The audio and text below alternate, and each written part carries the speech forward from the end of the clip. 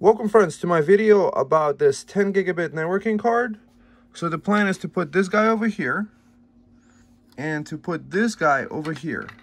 You can unscrew this part and this part of the board can be knocked off, and apparently it should just fit right inside this space. We're gonna have to make some space for it. So in the next part I'll just connect it and see how it works.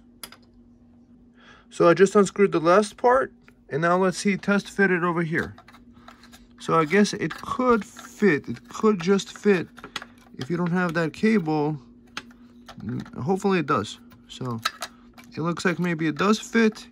So it would take just maybe cutting out this part over here of the spacing, and it could stay there. I mean, and technically I don't even need to attach it to anything, but probably the bottom I would need to cover up with some non-conductive electrical tape, possibly Tessa tape, to make that part function correctly.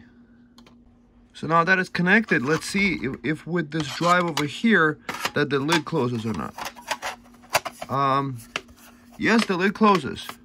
So that confirms on this mini PC that you could actually have an SSD drive and something with a heatsink and an NVMe drive with a heatsink. So if that's able to accommodate the NVMe drive with a heatsink, it could also accommodate heat-synced NVMe drive over here, which is cool. So now all we got to do is connect this little tiny cable, get that to over here, connect that cable and to over here, and we should get 10 gigabit networking on this. This is beauty. So this is the tool that was used to get this part cut out. It's a metal cutting thing, and this is what actually it looks like. So covering this up with Tessa tape. Tessa tape is a special tape for cars. It doesn't leave residue. So the plan is to put it like this. In order for the lid to close, it does have to kind of protrude a little bit, because on the back there is a drive, and it doesn't let you go past a certain point like this. Or, well, a little. Anyways, long story short, the drive is in a way to put it all the way in, so it's gonna pop out just a bit like this, possibly like this, or like this, something like this. And I'm gonna use a little bit of double-sided VHB tape, this stuff, to attach it to the bottom of this, and it should be more or less functional like this, to be able to have 10 gigabit. I wish they would have just put 10 gigabit Ethernet right away, or had that option. That would have been kind of cool. Or something like where it's a PCIe card that you could just slide in. However, that's for future releases. Maybe eventually the companies will catch up that people want 10 gigabit Ethernet, especially on a PC that they might use as a server. So at this step of the process, we're going to put a little bit of VHB tape on this end, and just attach it like that.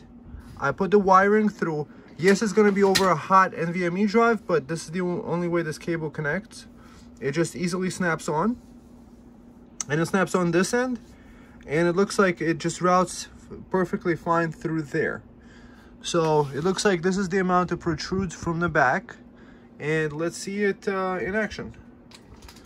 All right, friends, so here's the end result.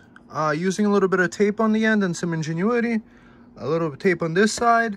This is what we call 10 gigabit networking in a fanless mini PC.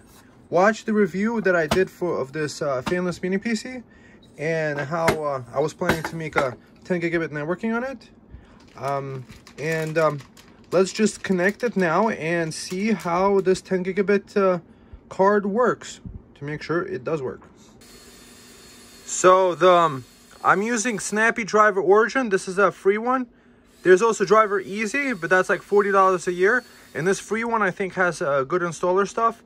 I'm installing that thing. I just wanted to show you that this thing does find it. It's like a 40 gig file that you could have on an SSD drive, and then use that to install on brand new computers. So let's do a restart and do a speed test on this unit. Success, friends. I'm getting 10 gigabit networking on this mini PC through this port that I just installed, 1.08 gigabytes a second. Wow, it's copying from an NVMe SSD on another 10 gigabit computer, and I'm copying over my YouTube video files that I made. These are the YouTube videos that I made. So 1.10 gigabytes a second. Wow. Wow, wow, wow. So this makes it a really awesome PC setup. I guess I could open it up again, but I probably won't, because you already saw how I installed it really. And that it's a pretty heavy duty connection over here. It's nice and heavy duty. It's not moving around at all. I would say it's a success. I'm very happy that I did it. And copying over these files, it's only using 46 watts, which is pretty fine. Very decent. So 2 thumbs up for this, and thumb up the video and subscribe to the channel. And I'll see you in the next one, friends. Have a great day. Bye. I just figure I might as well make a quick clip afterwards to show you what it looks like on the inside with this stuff installed. So there's a little bracket over there. Oh, so nice little padding over here, and it's attached on the side via bracket. And yeah, the cabling is all connected. It all fits. And yeah, 10 gigabit networking. I'm very excited. This is a very well done fanless PC board, I gotta say. I'm very happy with the end product. So time to get the screws back on and enjoy this PC as the server that it could be, and play around doing some Dockers and all that other good stuff. All right, friends, thumb up.